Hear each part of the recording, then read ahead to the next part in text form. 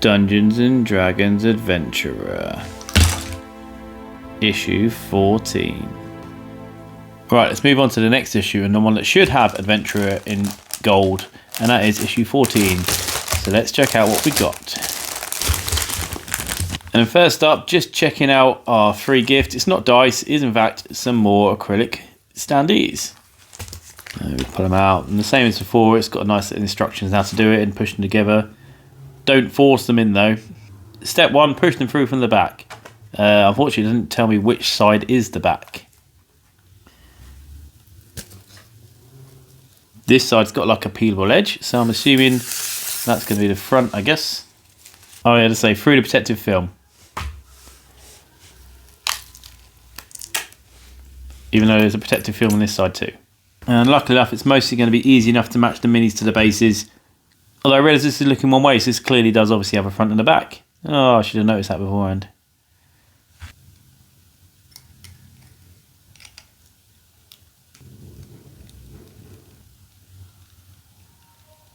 Nope.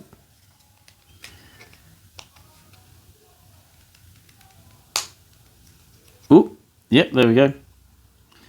Mostly, anyway. Well, that's the best the big one's getting. And the tiny one's obviously going to be our lovely halfling bard. Right, well I paused it to finish him off anyway, but as you can see here, we've got a ghoul, we've got our dragonborn, our halfling, and then finally this, I want to say displacer beast at the back, who I'm assuming will probably be the creature from this issue then. And we have one last ghoul from the last issue. So at least we've got all our heroes, and now we have a couple of months of standees, although not enough for what we deal with. Anyway, enough about these guys, let's look at the issue. So from issue 14, you can see we're going to look at Planes of Existence, backstories, downtime, cursed items, and we've obviously got a new and exclusive adventure again. So looking at the contents, are now going to give us challenge ratings, which have been absent from all of the official issues. But they haven't really mattered. It's used for devising relevant encounters for how strong the party is. Or balanced combat encounters, as they say. I guess they might not seem relevant, seeing as all of the adventures in here are already pre-generated and tell you what sort of characters to use, what level characters to use. But possibly they might, in the encounters, start going, oh, depending on the number of party members, or if you want to do it with different levels, possibly have bigger or smaller amounts, or just future, just talking about it now for when you want to design your own adventures. And some other things like cursed items, downtime activities. We've now got another 2-part adventure. And the important thing is that this comes with 3 more miniatures. Good job. So for this issue, the stage advice, we start with the environment and using items and objects. This is similar to what we've covered before. You can do stuff in battle that costs you an action, but outside of battle, it doesn't cost any actions. It might just cost time. Such as in their example, pulling a lever. It could take time to do it. You might have to pass a strength check or something, and then you still attempt the action before you find out if you succeed or fail. So you could waste all the time trying to pull the lever to not pull the lever, which could make a difference between escaping from monsters and them catching you or something like that. So talking about breaking items, a lot of the things item can have is determined by how big it is and what it's made of. So you have an armor class and have a hit points. They don't give any hit points examples for huge or gargantuan objects, mainly because it talks about with enough time and the right tools, the party will be able to break anything. But huge and gargantuan, weapons are of little use, but stuff like a giant thatched building could be destroyed by fire, or a gargantuan statue by earthquakes. Up to the DM to track hit points to decide how long it's going to take. And there's also 3 actions to use items in combat, such as drawing a weapon, opening doors, removing a ring from their finger, stuffing food in their mouth, drinking all the ale in the flagon. Yeah, that's relevant probably for a bar combat. Pull a torch from a sconce, unless that's in more bar combat and someone shoved a torch in your scone. Probably what started the bar brawl, to be honest. The DM now gets all our challenge ratings for single encounters. Also talks about CR and XP. So the CR and the challenge rating is to build encounters that are relevant to the party, not too easy, not too hard. And in the Adventure Magazine and some other campaigns, you level up at milestones, but you also get given the experience points relevant to challenge rating for some campaigns where you get the experience to determine when you level up. Because for some of those, you might avoid some creatures, so you get less experience points, or you might get bonus experience for role-playing different scenarios. I had like one ages ago where you got experience with feeding a hungry creature rather than killing it. The main purpose of the CRs is to match up with the characters. So first you've got to assess the characters, make sure the monster's not too powerful to defeat them in one hit, make sure it's not too weak the character to defeat in one hit, and check what sort of spells and abilities the monster has and what stats they target in case all the characters are weak. And there's a nice little table here for showing you what you possibly should have. Nice to see that for a CR4 you need to have a party of 6 second level characters, and therefore you definitely should not be sending all your adventurers up against a ghost in their third mission out. But yeah, CR is roughly based on how it would affect the characters. So a carrion crawler, ogre or gelatinous cube are all CR2, which is the same as like a young version of a dragon. It's all determined by how much they can resist the party and how much they can target them all in a way. So less about monsters and more about cursed items. And we'll talk about how you get them, and the most easiest way to discover is in the heat of the moment. The identify spell can occasionally uncover them, but some curses are undetectable until you use them. But it does also say like you can use lore in history, so if there's a cursed warlock who's never taken off his crown, possibly that's the problem. A nice top tip is that cursed items shouldn't be thrown on the party in abundance because it will become a bit tiresome. And they're not a punishment, they should be used as a bit of a story hook. Mainly with Faerun, cursed items, they'll be in crypts, or they'll be unopened graves, or museums. A common curse is just you can't part with an item, but they may have more intricate stuff, and it talks about cursed luckstone. Also a nice way to devise your own. It sort of riffs off the original curses we learned about for spellcasting and replaces incantations with action sort of thing. And you can make your own little cursed infinity stones. And one of the things about curses, you can do breaking curses, which could be one of your downtime activities. So it's got a little thing. You could have a whole session about downtime activities. You can completely skip them out. It's all optional in effect. So it's not a set period. It could be a quick 5 minutes between adventures. It could be like a whole year of downtime while the party gets on with their hobbies or whatever they want to do. But to go with the rest of the stuff in time, normally it's measured in days, and it's 8-hour days, which goes with all the other things we know, like travelling's normally for an 8-hour day and such. A lot of the things they list here actually take quite a lot of days, like building a stronghold. If you wanted to build something like a palace, that's 1,200 days. Crafting tools or works of art, creating magical items, researching, training, sowing rumours to undermine powerful villains or make your friends popular. Run a business. I wonder if there's a whole RPG campaign with no combat and all you do is run a shop and sell stuff. I've definitely seen that memed before. Recuperating's here as well, which is the shortest one, and you just need like 3 days and a DC 15 constitution check, and that's to recover from disease, poisoning or nasty injury. And part of these could be to do with your character's backstory, as we now look at creating the backstories.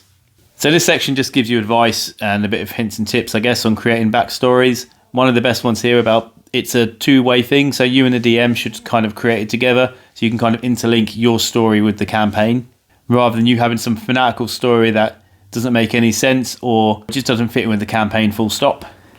And you know, some of these things can be used to create some adventure hooks for later on in the campaign. No. Okay, so I had it wrong. I was thinking about backgrounds when I was reading this section and not backstories, which is what it is. So your character backgrounds actually form part of the backstory, and your traits, ideals, bonds and flaws, all of the stuff that's given on your character sheet. So everything that gives you, actually you should work into your backstory. It's not already given.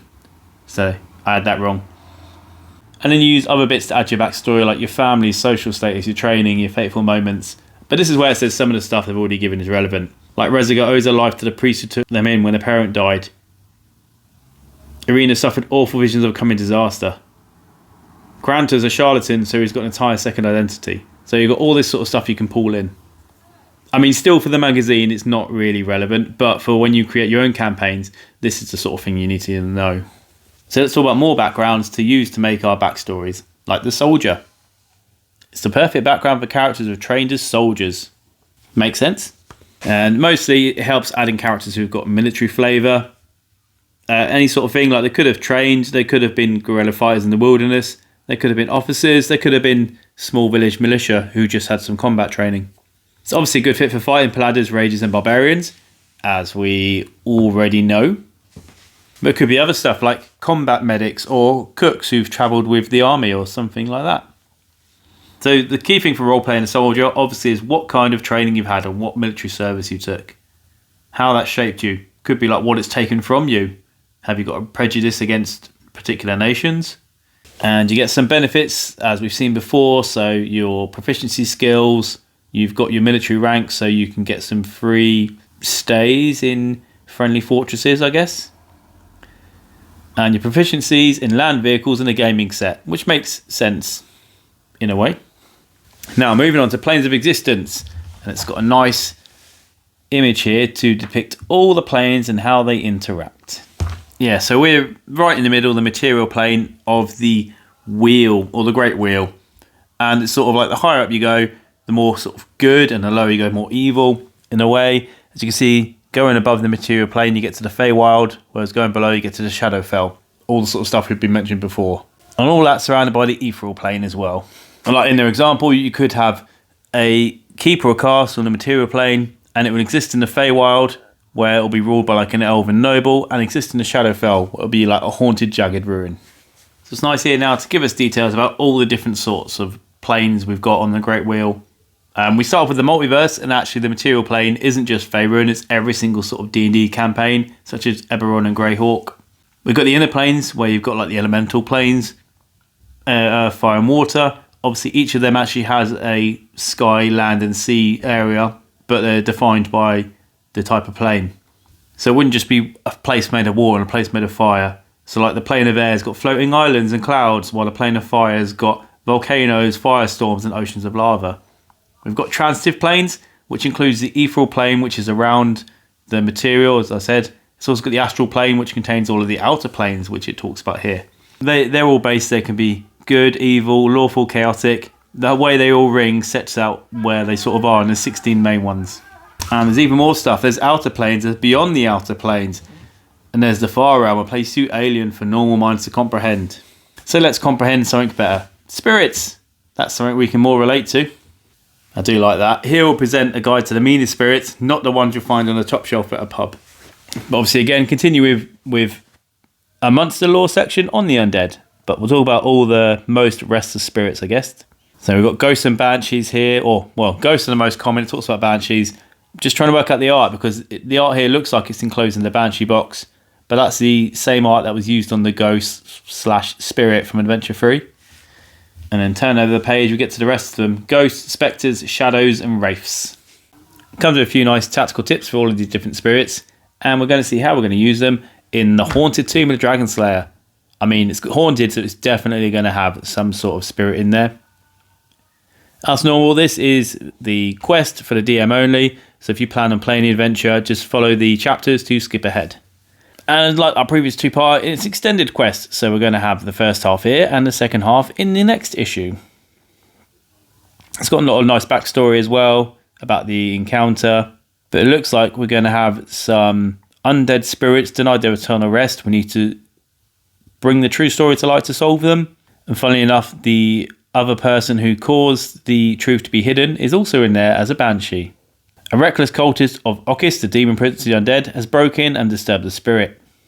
It does say that if the characters follow the treasure map they obtain in Encounter 12 to the tomb, they can learn the tragic story. So possibly if you haven't found the map, you just won't do this encounter. And I guess that means you just skip straight to issue 16, maybe? Or you just make them randomly stumble upon it. So actually, yeah, the encounter goals is to defeat the banshee, which will bring peace to them. And yeah, this solves another question. So beginning encounter, you could use your treasure map from issue 12. But if you don't have it, you can actually skip the two encounters, or it gives you a hook to follow. Notably, if you're using the hook from Harriet to go investigate it, you actually get offered a reward for it. So it's probably better to have not found the treasure map in theory. You get a bonus 100 GP. Anyway, you'll travel to the tomb and you'll arrive and you'll find a door forced open, and you've got the little map here. It's got all the features about the tomb and set in the mood. It's dark, cold and creepy. So you're going to want to dim the lights, use some candles, set some spooky music, which could just be the high street on a Saturday night or a bank holiday Sunday night apparently. And turn down your central heating and freeze the characters out. So you've got the tomb set out in this nice leaf pattern. It's right under an elder tree which you can go climb before you enter the tomb, or there's some secret tunnels dug by badgers. And there's a couple of just regular crypts of all the companions.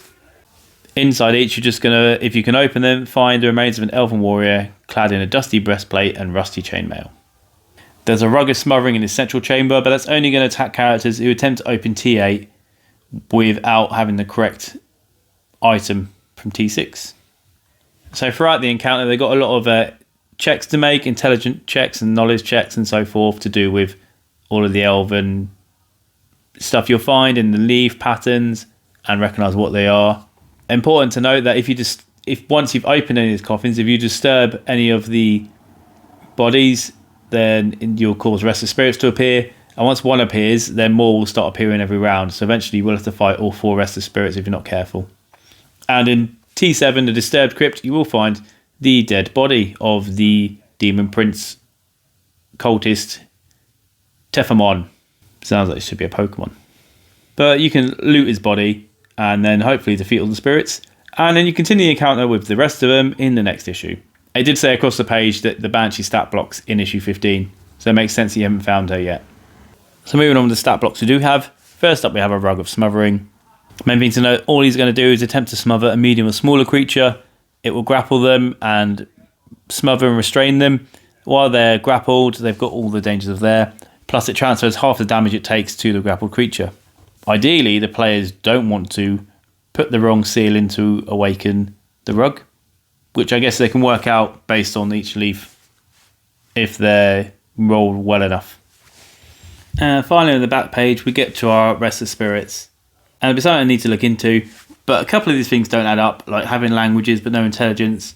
And again, if you look at the stat block here, you'll see that they've just copied the numbers off the rug.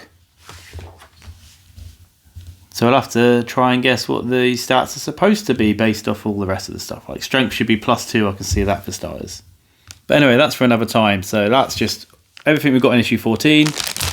And then next up we have issue 15. Back to the dice, I can see. And some things like lifestyles and the Feywild. But anyway, there's going to be links pop up in a minute to follow about the magazine or the series whenever the next video is ready. Otherwise, thanks for watching. Hope to catch you soon.